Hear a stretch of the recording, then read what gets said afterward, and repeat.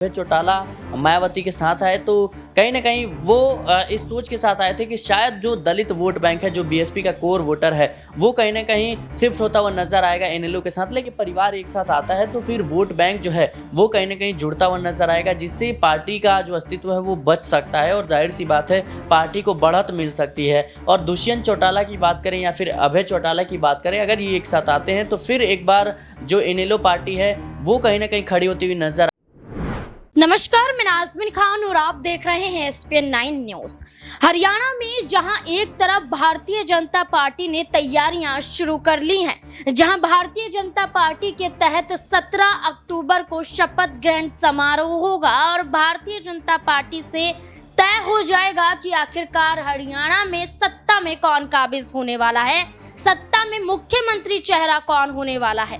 Bharatiya Janata party जहां मुख्यमंत्री पद को लेकर जद्दोजहद में जुटी हुई है, तो वहीं हरियाणा में एक राजनीतिक पार्टी ऐसी है जो अपने अस्तित्व को नहीं बचा पा रही है। लगातार उस पार्टी का जनाधार कमतर होता हुआ दिखाई दे रहा है और हरियाणा में राजनीतिक रूप से धराशायी वो पार्टी नजर आई है। वो पार्टी है इंडियन नेशनल लोक दल। इंडियन नेशनल लोक दल पर चुनौती थी कि पिछले 2 चुनावों में अच्छा प्रदर्शन करती हुई नजर आए, वरना उस पार्टी की मुश्किलें बढ़ सकती हैं, पार्टी से सिंबल भी छीना जा सकता है और पार्टी का राजनीतिक स्वरूप भी खत्म होता हुआ नजर आएगा। लेकिन इंडियन नेशनल लोक दल जो दावा करती हुई नजर आई कि अब किंग मेकर की भूमिका में हरियाणा में वही नजर आएंगे और सत्ता में इंडियन नेशनल लोक दल ही पहुंचने वाली है और अभय चौटाला मुख्यमंत्री की कुर्सी पर बैठने वाले हैं। ये सपना इंडियन नेशनल लोक दल का तो टूटा ही, इसके साथ साथ अपना सिंबल यानी कि चश्मा जो उनका पार्टी का सिंबल है वो भी बचाना अब मुश्किल होता हुआ नजर आ रहा है, क्योंकि चुनावों में बेहतर प्रदर्शन ना होना, चुनावों में लगातार सीटों का कम होना और किसी भी पार्टी के साथ गठबंधन में रहकर भी चुनाव ना जीतना, ये इशारा करता है कि अब इंडियन नेशनल लोक दल के पास क्या सहारा होगा। क्या किसी अन्य पार्टी के साथ मिलती हुई इंडियन नेशनल लोक दल नजर आएगी ताकि अपने पार्टी को और अपनी पार्टी के सिंबल को बचा पाए, क्योंकि लगभग देखा जाए तो चुनाव जीतने के लिए या अपनी पार्टी के अस्तित्व जनाधार को बचाने के लिए लोकसभा में 6% और विधानसभा में 8% वोट प्रतिशत जरूरी हो जाता है। इंडियन नेशनल लोक दल इस बार के विधानसभा चुनाव में मात्र 2 ही सीटों को जीत पाई, रानिया और डबवाली विधानसभा सीट। इस आधार पर 4.7% वोट बैंक वोट प्रतिशत इंडियन नेशनल लोक दल के पास पहुंचा, जहां 6% वोट प्रतिशत होना चाहिए था। इसलिए लिहाज से ये कहा जा रहा है कि इंडियन नेशनल लोक दल से कभी भी उनका चश्मा छिन सकता है। तो वो अब इंडियन नेशनल लोक दल क्या कदम उठाती हुई नजर आएंगी, इससे जुड़े हुए कई तमाम सवाल बनते हैं।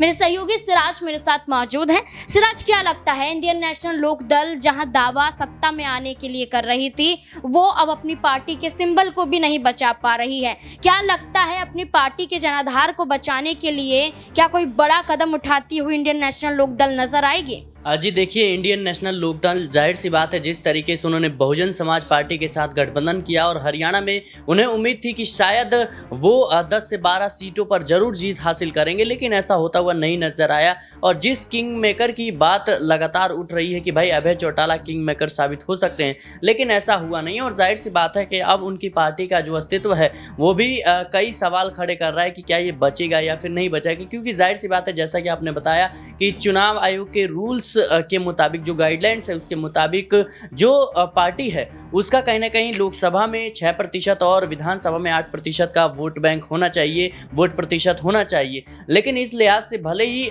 2 सीटें जरूर अभय चौटाला जीत पाए हैं, उनकी पार्टी इनेलो जीत पाई है, लेकिन जो वोटिंग प्रतिशत है वो कहीं ना कहीं कम है। 4.7% का जो आंकड़ा है वो निकल कर सामने आया है। तो ऐसे में लगातार सवाल उठ रहे हैं और जाहिर सी बात है कि जिस तरीके से हमने हाल ही में देखा कि जेजेपी भी जो भारतीय जनता पार्टी के साथ थी तो उसके साथ 10 विधायक थे, लेकिन अभी मौजूदा हालात ऐसे हैं कि पार्टी एक भी सीट नहीं जीत पाई, तो ऐसे में उनका अस्तित्व तो खतरे में है ही। लेकिन 2 सीटें जीतने के बावजूद इनेलो भी कहीं ना कहीं खुद को असहज महसूस कर रही है और जाहिर सी बात है कि आने वाले समय में चुनाव आयोग कुछ बड़ा फैसला ले सकता है। हालांकि आधिकारिक तौर पर इन तमाम चीज़ों की बातें नहीं हो रही हैं, लेकिन कयास जरूर लगाए जा रहे हैं और गाइडलाइंस के मुताबिक जिस तरीके से समीकरण बैठाए जा रहे हैं ये काफ़ी हद तक इसको समझा जा सकता है कि किस लेवल तक की जो इनेलो की पार्टी है उसकी बुरी हालत इस समय हरियाणा की राजनीति में होती हुई नजर आ रही है। देखिए अगर हम यहाँ पर बात करें कि दुष्यंत चौटाला का जिक्र आपने किया, जननायक जनता पार्टी इस बार एक भी विधानसभा सीट नहीं जीत पाती है, लेकिन अगर जननायक जनता पार्टी के जनाधार की बात की जाए तो वो अभी भी मजबूती के साथ हैं। हरियाणा में वो किसी भी दल के साथ जाएंगे उनका भी जनाधार यहाँ पर साबित होगा। लेकिन इंडियन नेशनल लोकदल तो बहुजन समाज पार्टी के साथ भी थी, लेकिन उसके बावजूद भी कोई करिश्मा नहीं हो पाया। ये दावा किया जा रहा है कि चुनाव से पहले और चुनाव के दौरान अभय चौटाला और दुष्यंत चौटाला के जरिए कुछ ऐसे बयान भी जारी हुए जिसके आधार पर कहा जा रहा था कि परिवार एक होते हुए नजर आएंगे। क्या लगता है मुश्किल की घड़ी में परिवार को एक हो जाना चाहिए? जी देखिए, जाहिर सी बात है कि राजनीति में परिवार टूटता है, परिवार बनते भी हैं और कई मौक़ों पर ऐसा उदाहरण हमें ज़रूर देखने को मिला है। लेकिन जाहिर सी बात है जिस तरीके से अभी दुष्यंत चौटाला की हालत है हरियाणा में कि उनकी वापसी तो कहीं ना कहीं मुश्किल होती जा रही है आने वाले कई सालों तक। और जाहिर सी बात है अभय चौटाला जो कि 2 सीटें जरूर जीते हैं, लेकिन मुझे लगता है कि आने वाले समय में उनकी वापसी मुश्किल होगी, क्योंकि देखा जाए तो ये चुनाव पूरी तरीके से भारतीय जनता पार्टी बनाम कांग्रेस के बीच था।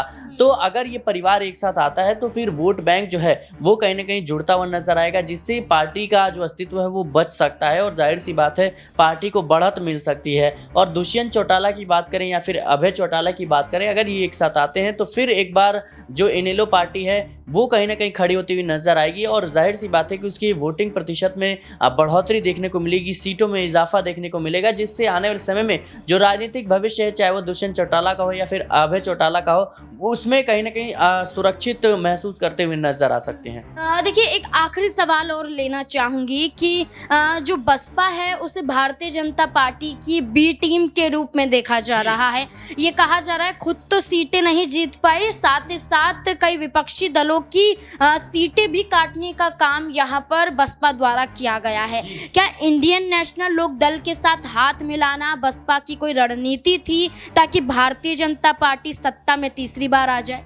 जी देखिए, राजनीति में आरोप प्रत्यारोप के दौर जो है चलते रहते हैं, सिलसिला थमता नहीं। और जाहिर सी बात है मायावती के कुछ फैसले को लेकर जो सवाल उठ रहे हैं कि लोकसभा चुनाव में उन्होंने गठबंधन किसी के साथ नहीं किया, इसके साथ ही विधानसभा चुनाव में इनेलो के साथ गठबंधन किया, तो आरोप प्रत्यारोप हर पार्टी पे लगते हैं और लगते रहे हैं। लेकिन मुझे लगता है एक लोकतांत्रिक देश में हर पार्टी को अपना अधिकार है कि वो किस सीट से कहाँ से चुनाव लड़ना चाहते हैं, किस राज्य से चुनाव लड़ना चाहती है, वो उनका अपना निजी फैसला है। इस पर टिक्का टिप्पणी करना मुझे नहीं लगता सही है। लेकिन जाहिर सी बात है कि अभय चौटाला मायावती के साथ आए तो कहीं ना कहीं वो इस सोच के साथ आए थे कि शायद जो दलित वोट बैंक है, जो बीएसपी का कोर वोटर है, वो कहीं ना कहीं शिफ्ट होता हुआ नजर आएगा इनेलो के साथ। लेकिन ऐसा हुआ नहीं और जाहिर सी बात है मैं शुरुआत से ही कह रहा हूँ कि ये जो पूरा का पूरा मुकाबला था हरियाणा में, कांग्रेस बनाम बीजेपी था, इसमें तीसरा दल कुछ था ही नहीं। लेकिन काफ़ी हद तक निर्दलियों ने और जो क्षेत्रीय पार्टियां हैं खासतौर पर उन्होंने कहीं ना कहीं कांग्रेस का खेल बिगाड़ने में अहम भूमिका जरूर निभाई है। देखिए अब यही देखना होगा कि हरियाणा में भारतीय जनता पार्टी तो मजबूत हो गई है